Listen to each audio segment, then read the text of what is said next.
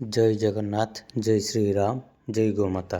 एଠି भी देखंतु आमर जड़े छोट बाछुरी भी असुस्थ होकर पड़ती से गोटे रोग बजबजिया रोग ना कौन से भैक्सीन आमर लोक मानू मानिया पड़ो बाछुरी कौन गाई कौन जहाँ भी रखुंट ठीक से तो रखिपारना गाई एमती ढिला छाड़ दौरान जहाँफल कि ये असुस्थ हबार सम्मुखीन होगा पड़े आमर गोमाता मानू।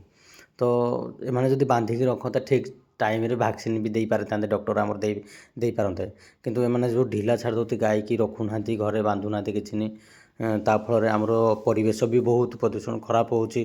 पॉलिथीन पकेबा जरी पकेबा प्लास्टिक पकेबा ताफल माने आजकल तो जो माने ये जेनेरेशन खाइबा को तो घास भी मिलूनी तेणु से बाध्य होकर से जिन खाऊँ। देखो ये जगार भी बहुत पॉलिथीन भी पड़ी से जगह माने घर सामने बहुत परिवेश बहुत खराब अच्छी।